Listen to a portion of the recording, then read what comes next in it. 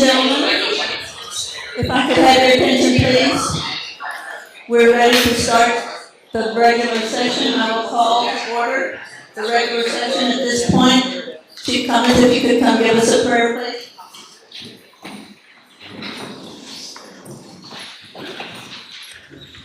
Let us pray. Dear Heavenly Father, we thank you for this great opportunity to come together tonight to take care of your business. We appreciate it, and we ask that you be with everybody on both sides. Let the information flow and let good decisions be made that's going to benefit all of your community and all of our visitors. We pray for a little rain this week if you see it fit. We ask that you forgive us of our sins, watch over us for safety until we can meet again. And as always, in Jesus' name, amen. Amen. Please join me in the pledges. I pledge allegiance to the flag of the United States of America and to the republic for which it stands, one nation under God, indivisible, with liberty and justice for all. Honor and thanks to God. I pledge allegiance to the Texas, one state under God, one and indivisible.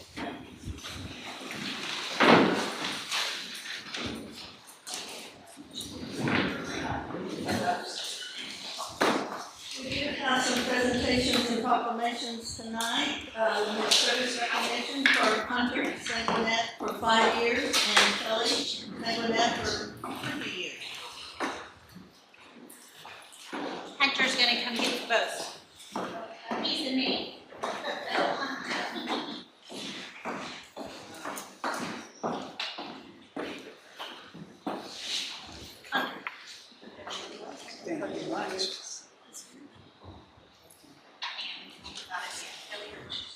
Yes. She is wedding venue shopping today. Thank you, Hunter.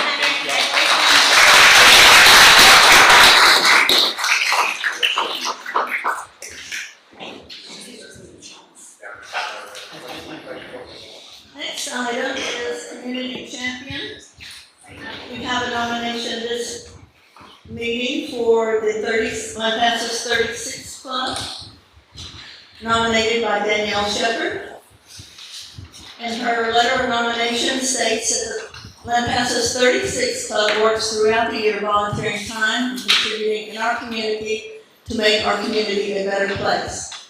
They have collectively donated to the Lampasas mission, provided school supplies to Lampasas ISD, created Thanksgiving baskets for families in need, supported Christmas on the Creek, Vision Lampasas, the CATE program at the high school, to provide scholarships for students who have chosen to pursue non-traditional post-secondary education. They support the Library Foundation, and if there is a project or need in the community, then the Lampasas 36 Club answers the call.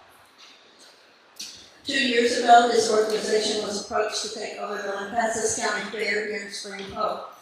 The ladies of the Lampasas 36 Club graciously accepted the opportunity to host the Lampasas County Fair and have kept the tradition alive for the last 2 years, and is honored to host it again for the 2023 Spring Hope Festival.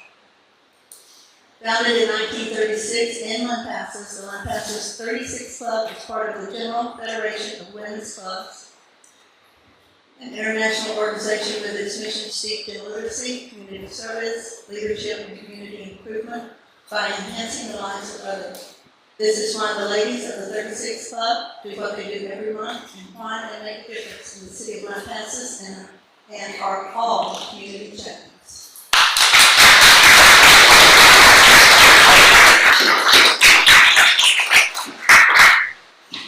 Come on, come up and get a picture.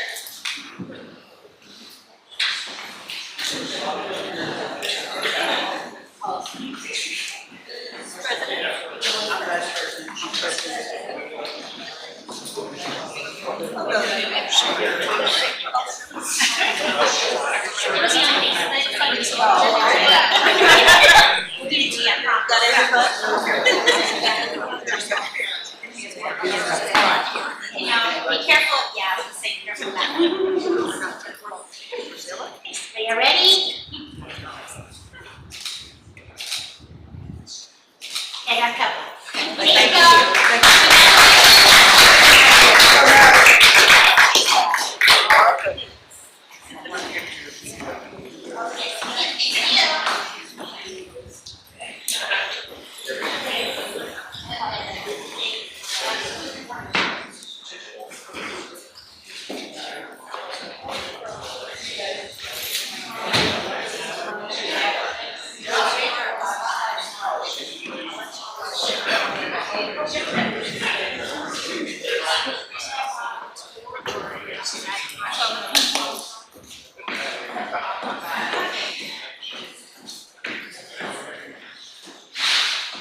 Okay, first item is citizen comments. Any citizen who desires to address the city council on a matter that is not included on the agenda may do so at this time.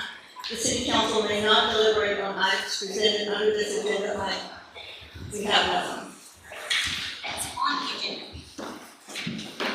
Next item, citizen who Wait, desires. That was not on the agenda, this is on the agenda. Okay, we're You're good. good. Okay. We're good? Yes, yes. Okay. Any citizen who desires to address the city council on a matter that is included may do so at this time, and we have,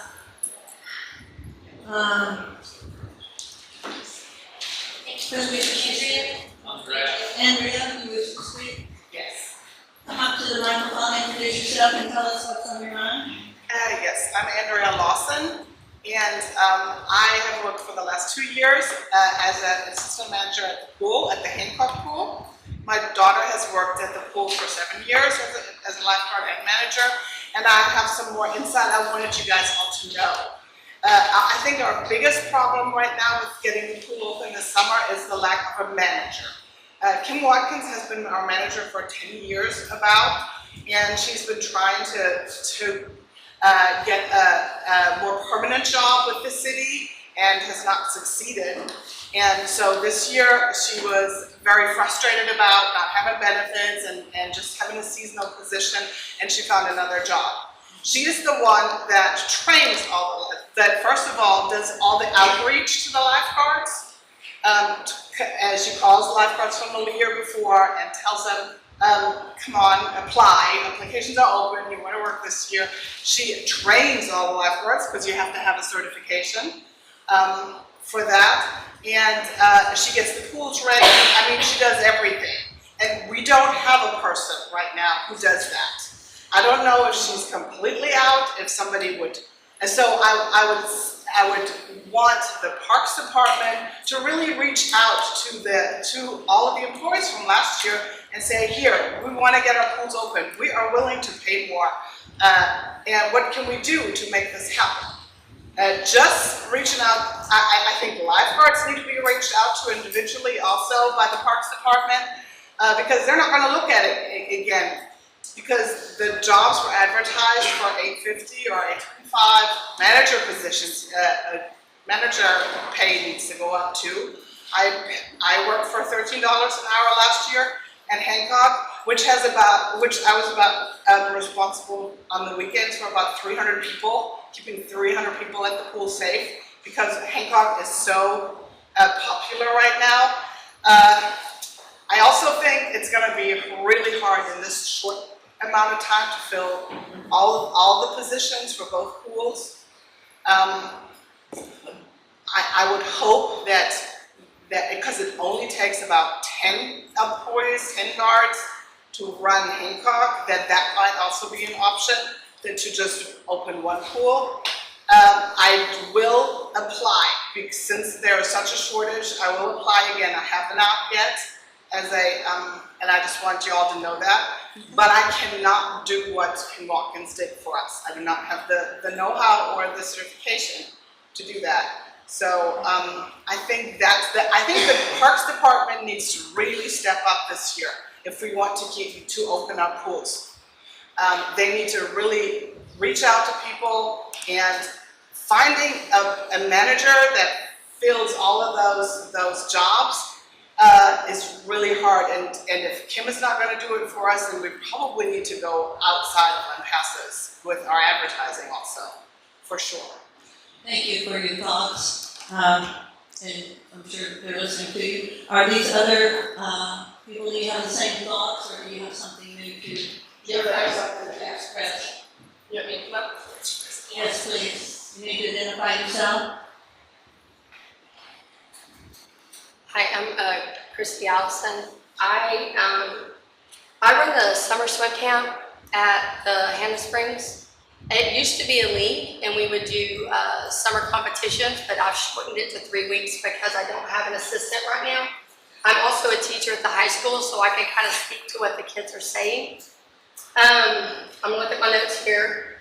We've been going to these pools since we moved back. My husband's from Lampasas. We moved back here in 2012, and it's very important to us to keep the pools open. But it's also important to me because I'm personally a swimmer, and I see the value in swimming, and I think it's important not just for safety, but for a lifelong sport. So, you know, I've asked the kids when I talked to Chris and he told me the situation with the guards and how nobody's applying, but that they were at the job fair. I've talked to him and I've asked the students, you know, because they talk, and I'm like, why aren't, you know, do y'all want to be a guards? One of the issues was the pay, so I was very glad to hear that was addressed today. I do think that it needs to be addressed for the manager position as well, because that's a very important job. And it's seasonal, so I think that should be compensated even more. That's just my opinion. I'm also a master swimmer in Burnett at the YMCA, and I reached out to one of the board members there today, and they pay their guards $15 an hour. And that's what he said he believes it is. And that was the second person that told me that. One of the other things that the students are saying is that they do not know how to swim, and that's why they're not applying for the guards position. So y'all have to remember, these are students, and they're not like us that are gonna go and get what we want and do what it takes. They need to be guided. So one thing that I think would help was when we're advertising, I think we need a flyer at the school. And I think on the flyer, the kids need deadlines. Because even in class, I gotta give them deadlines. I'm like, you got 5 minutes to do this, or this is due here. You can't just say it's due, because they won't turn it in, right? So I think if we put deadlines on the flyer, that would help, because guards aren't gonna start when the day opens for the pool. Guards are gonna start probably, what is it, Andre, 3 weeks before? Oh, we would start training in April. In April, because they have to get swim trained. But I think part of that, what on the flyer should also say is, we will train you. And Andrea and I have talked about this, and I'm a swim coach. I would love to teach those kids to swim, and that's not for compensation. That's just because, you know, I think everyone needs to learn to swim. And I think if we offer that, then that would maybe encourage them to apply, because they won't be so scared, because they think they can't even save their own lives, right? Let's see, what else? I think that is, oh, and another thought I did have, and I know this is something that has been turned down in the past, but, you know, along with being a swimmer, me and my husband and family, we are avid swimming hole visitors. So anytime we go anywhere, we're looking for a great swimming hole. And Lampasas is a great swimming hole, and it's one of the best, because the 3 spring-fed pools in Texas are Balmaray, Lampasas, and Austin. And it is a big deal for people who love swimming holes. And so I know that it's hard to say, hey, let's just raise the money. Let's just raise the guard fee and this fee, but there's no more money coming in possibly. But if you look at other swimming holes, they charge a lot of money. And I'm not saying do that for, you know, in-towners, but no one's gonna balk at having to pay more if they're an out-of-towner. And that's not something that has to be about, checked when they come in, because if I go to Barton Springs in Austin, they just ask me, are you an out-of-towner? Or you could just say, this is how much it is for out-of-towners, and they would probably say, well, I'm an in-towner. Okay, then this is your fee. So I think if we raise the price for those attending from out of town, that it would help compensate the guards' fees. That's just my opinion on that. Thank you so much for Yeah. your thoughts. Sure. Does anyone else have different opinion or different thoughts about the pool? Is there anyone else that wishes to speak?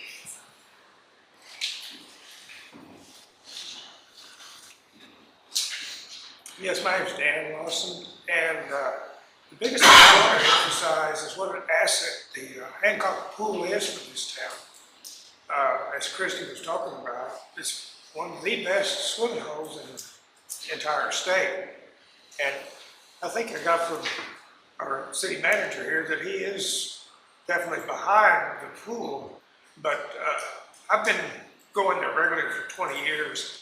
And really the only improvement that's been made is a small 2 bathrooms and a place to sell some stuff for the concession and to pay entry.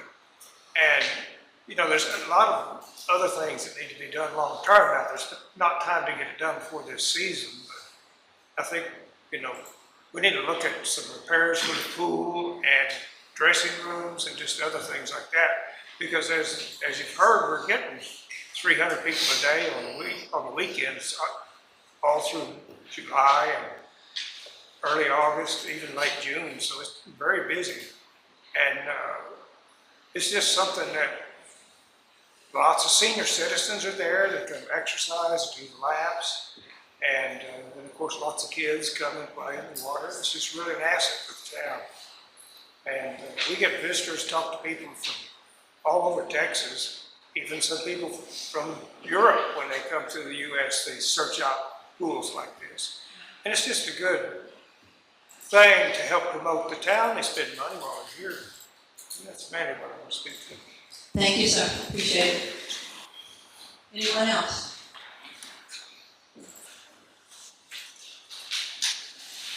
Thank you all for your thoughts.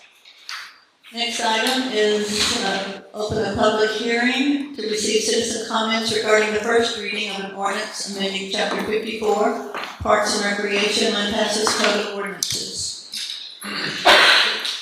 Good evening, Mayor and Council.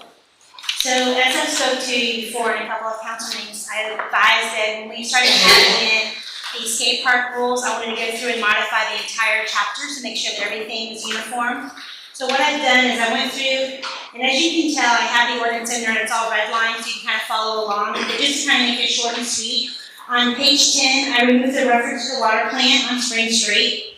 I removed the reference to the community development director, and I removed the reference to the permit to summer bathing the creek. Page 11, I removed the validation of park hours, which I didn't remove it, I just validated them to make sure they were all uniform, so 6 a.m. to 10 p.m. or what our park hours are. The amplified music is prohibited, I revalidated that as well for Hancock Park.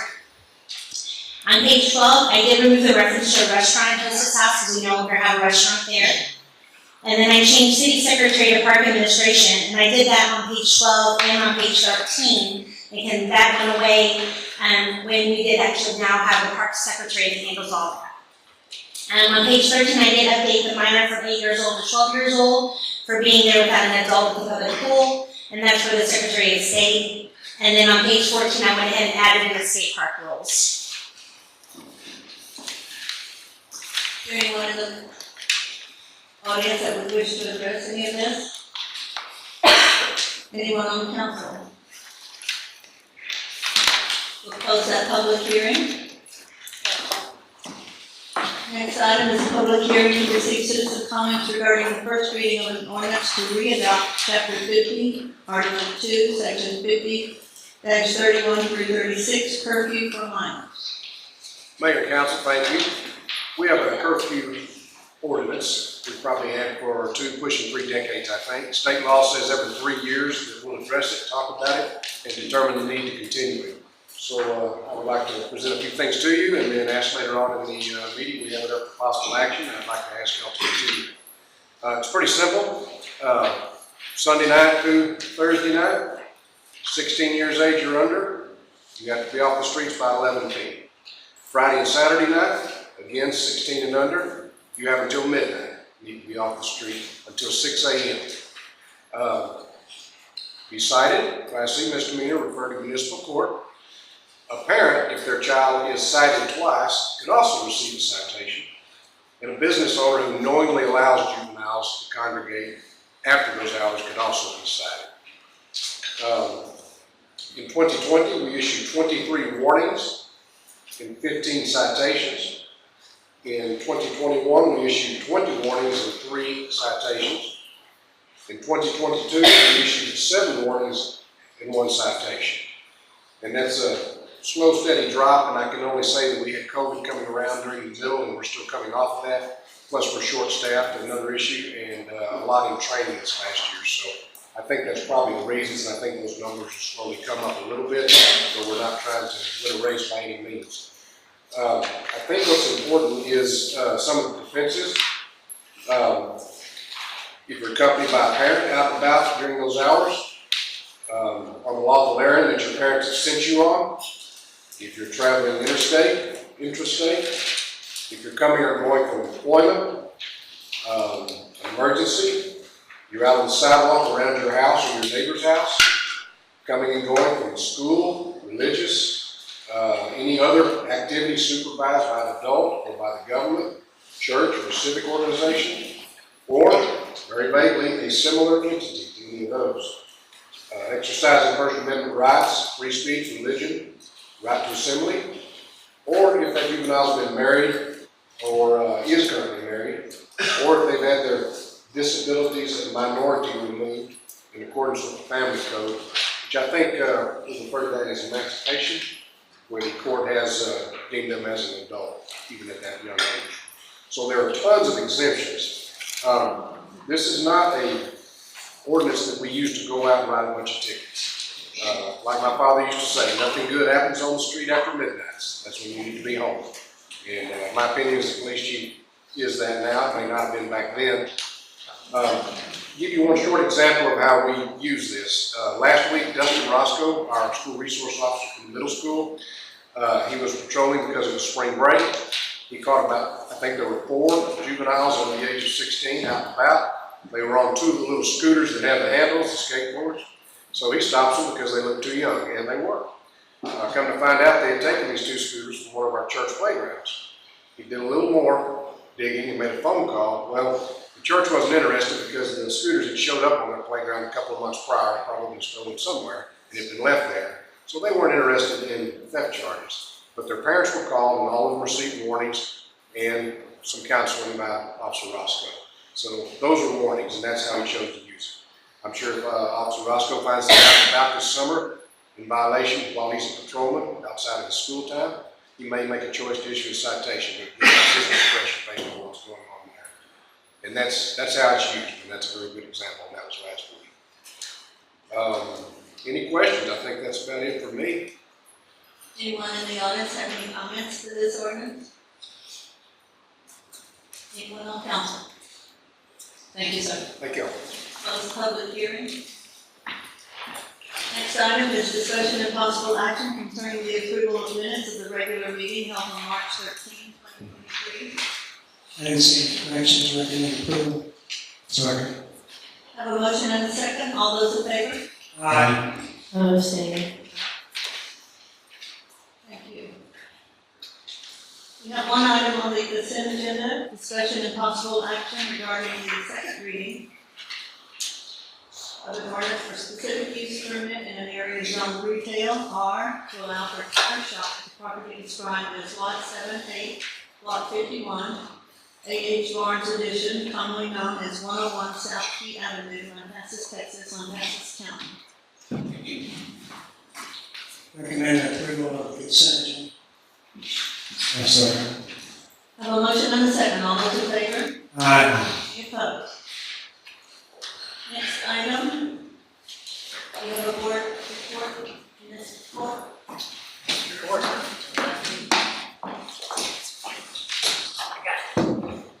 It will be the municipal court monthly report. Mayor and Council, good evening. I'd like to start off with a few statistics.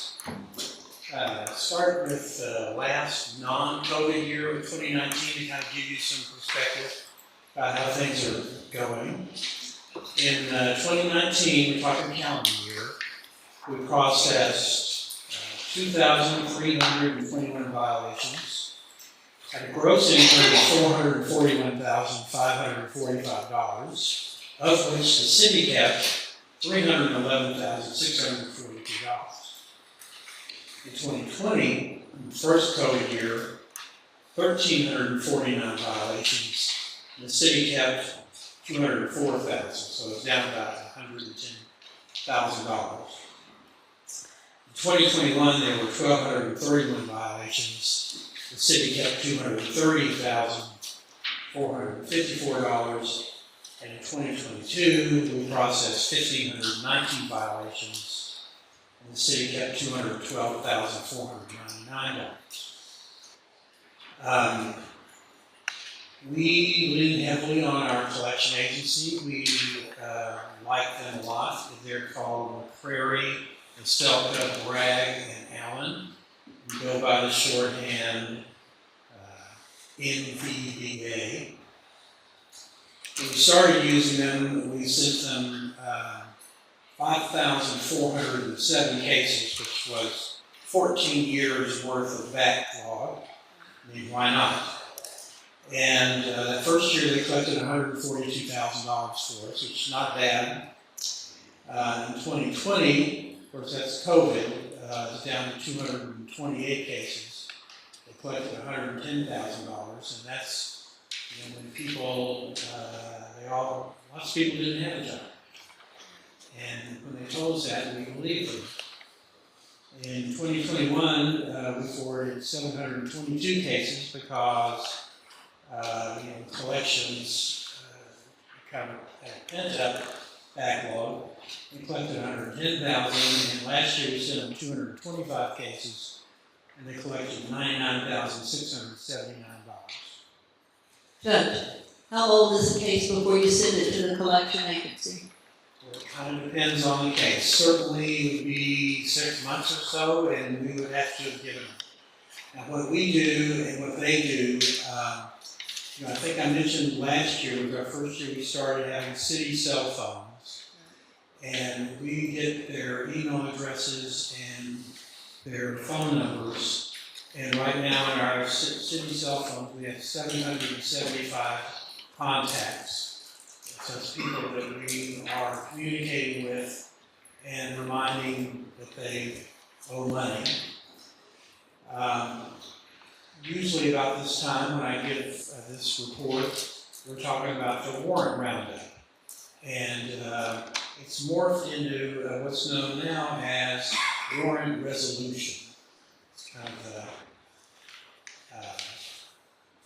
a nicer way of explaining what we're doing. And instead of pushing it out just at this time, the coordinated effort is happening 3 times a year in the months of March, June, and September. And of course, in March, people are getting their income tax refunds, and it's extremely productive. So in the first week, it's postcards. Second and third weeks, text messages. Fourth weeks are warrants, serving warrants, and promises of amnesty. They'll come in and take care of their business with us. At the moment, we have 1 jury trial is pending, no bench trials are pending. Just for your information, we no longer use Zoom to interact with defendants, so everything's in person at municipal court. The community service hours have fallen off since COVID. In 2019, 3,515 community service hours were turned out. In 2020, 1,332. 2021, 1,205. And last year, 436 community service hours. So it dropped 3,000 hours since 2019. And last year, almost all the community service hours for teenagers, either doing mandatory community service as part of the sentence. There's some of that comes along. Also, we presume every teenager that comes in is indigent, and the worker finds off with the community service hours. We don't have a lot of adults doing community service. Sometimes it works out great, but oftentimes we send them to the place to work and they don't show up, and then we show cause them and they don't show up, and then we issue a warrant, and we wind up giving them jail time. So there's still some of that happens, and we have a jail that will hold them. There's like 90 people in that jail on average, what they tell me when I call. Now, a lot of what we do doesn't involve collecting money for people, because we run into a great number who have driver's license problems. And they either have their license is suspended or they have no DL, and it's very difficult for many of these people to run the gauntlet and get that driver's license back. For example, here in Lampasas, we have 3 justices of the peace offices, 3 municipal courts, county court, district court, that's Lampasas County. And so a lot of times we do the detective work and help them navigate the system and what they need to do to get their driver's license back. So we help search and figure out exactly what the problem is. A lot of people don't know how to do that or can't do that. Or when they do search, they get lost. So we help them with their impact courses, which are required for driver's licenses. And we help them set up appointments with DPS. So dealing with DPS here is quite frustrating. So we try to help them run the gauntlet. Now, municipal court requires continuing education so that we stay on top of the rules. Ms. Turner, our court clerk, is certified, and she finished some virtual education on Friday, and I am attending a 3-day virtual mandatory training that began today. So I'm finishing tomorrow and Wednesday without leaving town. So it's less expensive on the city, and I can still do registrations and sign warrants and other things that might be needed. Anyone have any questions? Okay, thank you. Thank you, sir. Appreciate it. Next item. City manager's operational report.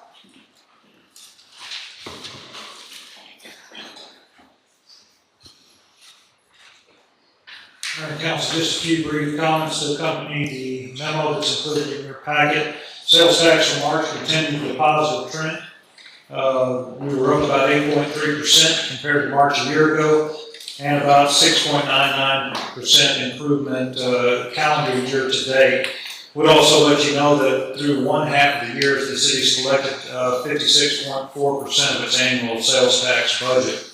Airport planning, we received news last week that the final negotiations for the planning contract have been completed between TxDOT and the selected consultant, Park Hill.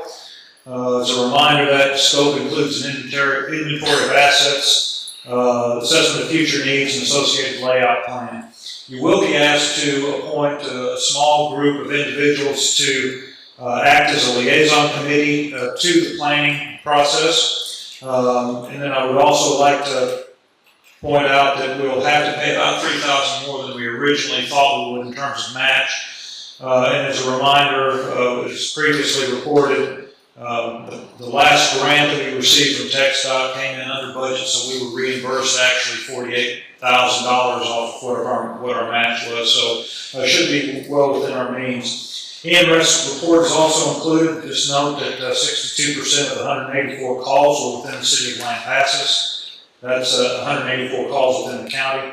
And the average response time was 5 minutes and 3 seconds. Skate park, Chris Ike reports tremendous activity. The skate park, Campbell Park, just about every evening, I think on spring break, he reported back to me that there were more than 25 folks at any given time utilizing that park, so the word does spread quickly.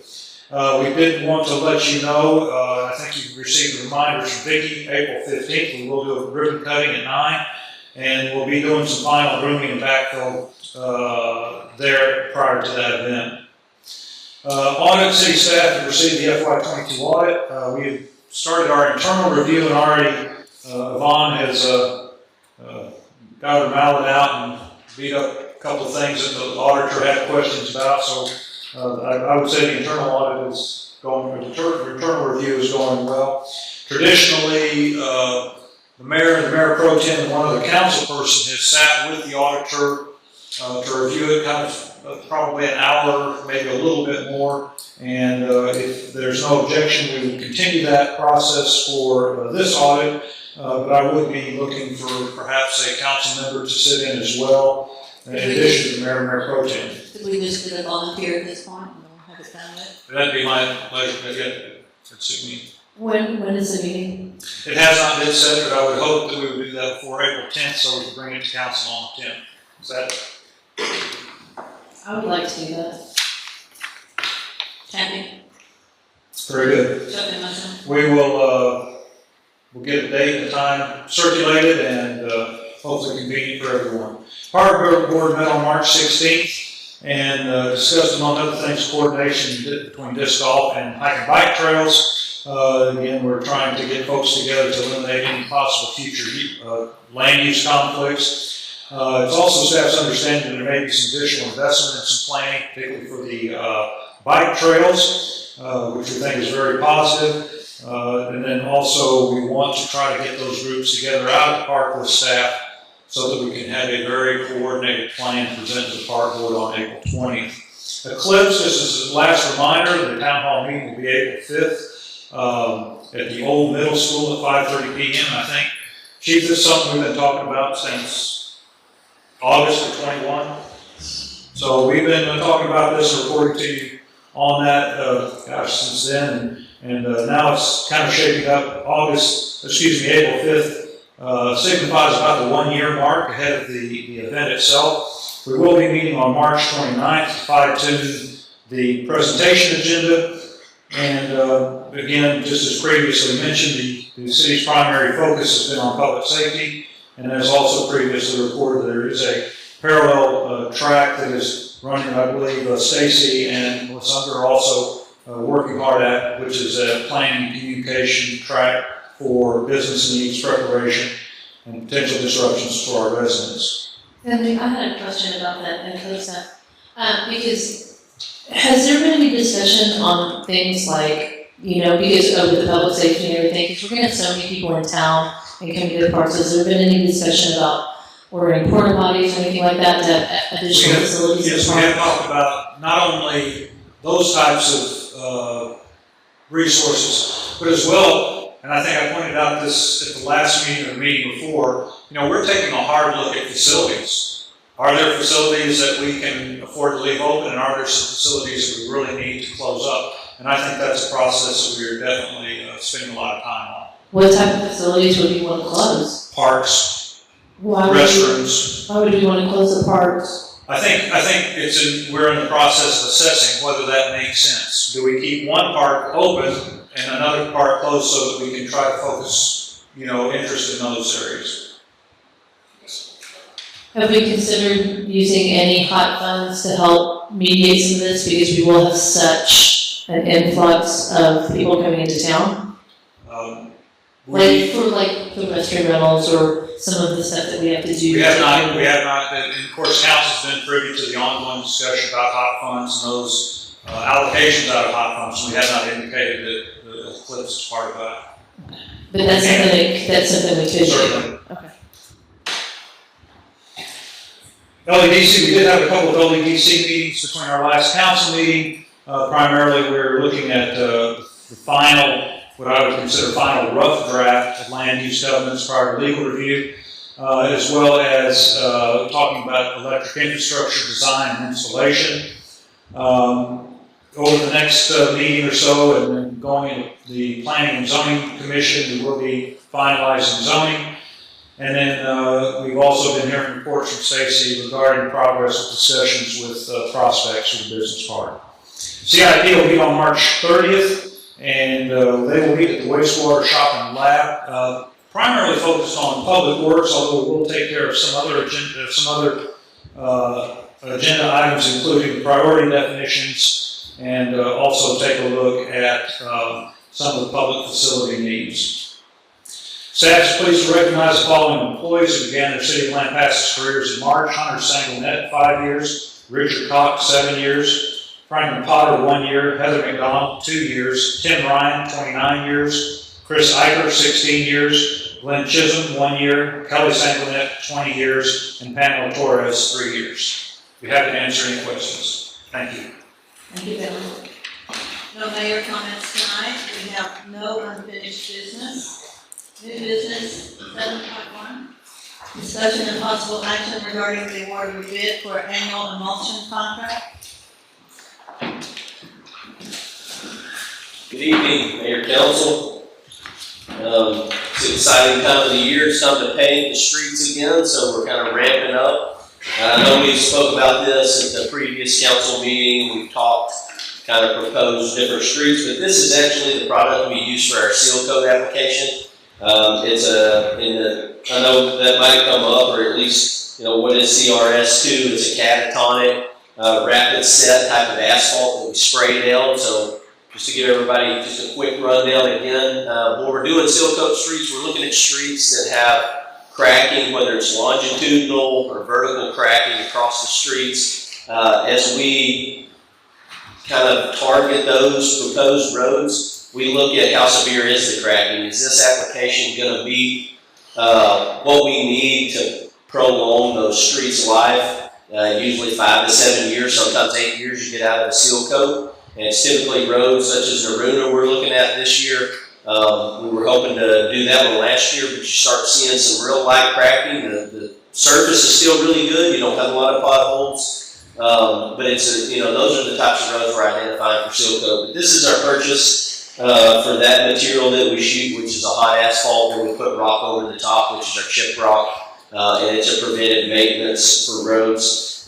This year, we did put the bid out, and it closed on March 13th. What we did this year that we haven't done in prior years is actually go out for bid. Typically, we'll call various vendors, ask them for a quote.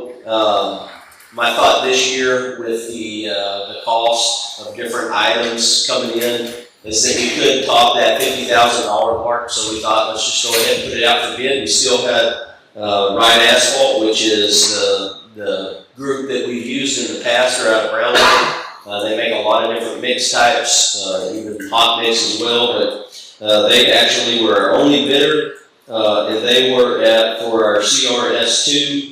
$2.72.6 per gallon, and the CRS2P was just a little bit more, and the P stands for, it's a polymer that they add in there so that as we get late into the season, we're hoping not to get late into the season this year trying to seal coat, but it's a quicker setting type of asphalt to get the rock on it quick and set.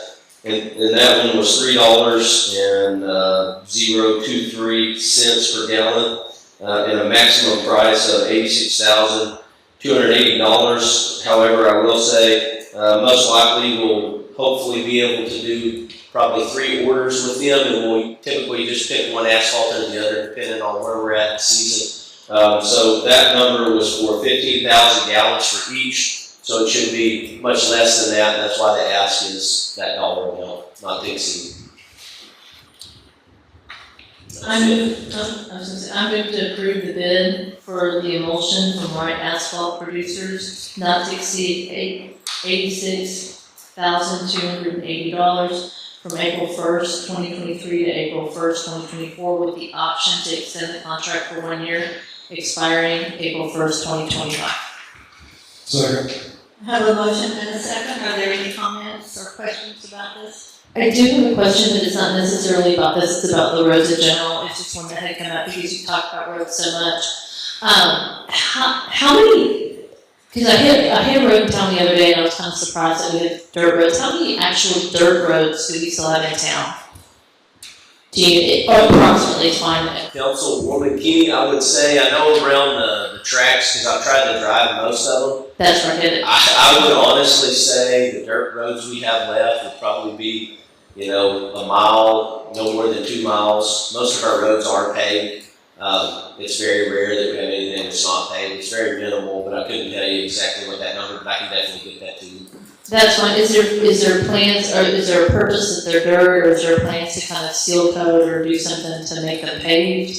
Or is it? I think at some point for us, so as council knows, we were leasing a blade, which is what you're typically maintaining like the county does, dirt roads. We don't have that equipment anymore. We weren't using it at a level that made sense for us to purchase another one or lease another one. However, we have the opportunity to lease those and go in there and fix those dirt roads as needed. But typically the dirt roads that are still out there, very low volume traffic. So looking at the cost per maintenance for those, usually when we're looking at an asphalt road, We're looking at the amount of traffic using that road, the cost that there is as far as how many times we go out and fill that pothole and how many times we've had to repave and all those other aspects of it. Typically, dirt roads are fairly low maintenance, but we do want to get to the point where all of our roads are paved. But the ones probably remaining, I would say, there's very few, might be one or two houses kind of along those roads. Not that that's not an importance, it is, but it's a cost, a matter of focusing our funds, where we need to, where we have a lot of volume of traffic. That's really what we kind of focus Thank you, I was just curious. on. Thank you. Any other comments? I have a motion and a second. All those in favor? Aye. Any opposed? Thank you, sir. 7.3, discussion and possible action to approve a resolution authorizing the city representative to act in matters pertaining to the city's participation in the Texas Community Development Block Grant. Mayor, I want to go back up to 7.2, which is the resolution authorizing the submission of a Texas Community Development Block Grant application. I missed that. It's okay. This is, back in December of 2022, we did a public hearing to advise the community of the intent to submit the application. At the March meeting, we did award the administration services to Link for community management and to Equipment Engineering for the engineering design. This is for the drainage project for the northwest part of town. Tonight, we're going to be adopting the citizen participation plan, and we're going to reaffirm the excessive force, policy and grievance procedure, fair housing, and code of conduct that were actually adopted in February of 2021. So at this time, I'm asking to consider a motion to approve a resolution authorizing the submission of the Texas Community Development Block Grant application to the Texas Department of Agriculture for the Community Development Fund. So moved. I have a motion and a second. Anyone have questions or comments? All those in favor? Aye. Any opposed? Now to 7.3. Yes, ma'am. Thank you. So this is the action that we're going to designate as staff for the specific admin and funding roles. So as you can see on the resolution itself, it's going to be where the mayor, the city manager, and or the ACM will have the administrative rights to execute the grant application, whereas the finance director, city secretary, and the city council members are authorized to certify the funding on it. So at this time, I'm asking to consider a motion to approve a resolution authorizing city representatives to act in matters pertaining to the city's participation in the Texas Community Development Block Grant Program. So moved. Second. Motion and a second. Any comments or questions? All those in favor? Aye. Any opposed? Thank you. So on 7, We're still on 7.4. We'll go to discussion and possible action to approve the resolution to declare an area of the designated historic downtown commercial district as a blighted area. yes, so back in December, we did the public hearing, the same thing that we had to do, as well as in March, where we went ahead and did the administrative services to Langford Community Management Services and the engineering design to Equipment Engineering. And this is for the historic downtown revitalization grant, which is different than the drainage project. So this is what we're focusing on is the 3rd Street from Western to Live Oak sidewalk, the lighting, and then the street where it connects with the sidewalk. If there is funding available, then we'll move funding over to the Western and the Live Oak where it connects to 2nd and 3rd Street. But our focus will be on 3rd Street, specifically from Western to Live Oak, similar we did from Key to Western. So at this time, I ask you to consider a motion to approve a resolution to declare an area of designated historic downtown commercial district as a blighted area. So moved. Second. I have a motion and a second. Any comments or questions? All those in favor? Aye. Any opposed? 7.5, discussion and possible action to approve a resolution authorizing the submission of a downtown revitalization program, DRP application, to Texas Department of Agriculture. Again, the same process, we did the public hearing in December. In March, we awarded the administration services and the engineering services. At this time, we're asking to approve a resolution authorizing the submission of downtown revitalization program application to the Texas Department of Agriculture. So moved. Second. I have a motion and a second by Mr. Pierce. Anyone have any questions? All those in favor? Aye. Any opposed? 7.6, discussion and possible action to approve a resolution authorizing the signatories for the 2023 Downtown Revitalization Program application and future grants and ministers approved. Texas Department of Agriculture grants online. Again, Mayor and Council, this is the same scenario where we have to do the actual delegation of signatures for the grant administration funding. However, this is for the downtown revitalization program. Again, it'll be the same scenario with regarding to the mayor, the city manager, and ACM will serve as executive officer and authorized representative to execute the grant application, whereas the finance director, city secretary, and/or city council members will certify the payment and funding. So at this time, I'm asking for consideration to approve a resolution authorizing the signatories for the 2023 Downtown Revitalization Program application and future grants and administer through Texas Department of Agricultural TDA Go grants online. So moved. Motion and a second. Any comments or questions? All those in favor? Aye. Any opposed? Thank you very much. Thank you. 7.7, discussion and possible action regarding request from the chamber for hot funds in the amount of $7,013.74 for event expenses related to Rihanna Roundup and the LTX Barbecue Fest, April 27th through the 29th, 2023. Hi, how are you? Council, as long as I don't have to say revitalization 5 times, I think I'll be okay up here. So if you'll notice in your hot funding breakdown that I've supplied along with the report, it does make a note at the bottom just that this request is less than the amount requested in 2022. It is actually declined every year, and that is in part to streamlining resources, but then also trying to do more digital advertising. And there's a thought process that digital is more expensive, and it can be. So it depends on where you do it and if you do it in combination with other print applications. So we are trying to streamline resources, but also note that we expect our visitors to increase to this event. We have added several different activities, several different vendors that have followings all along the Hill Country region. To bring business, and then also added some concerts in the evening, and those also have, those are artists that are outside of Lampasas, who bring in a whole other demographic as well. So, any questions? Let's go ahead and get a motion if you could, and then we'll ask some questions.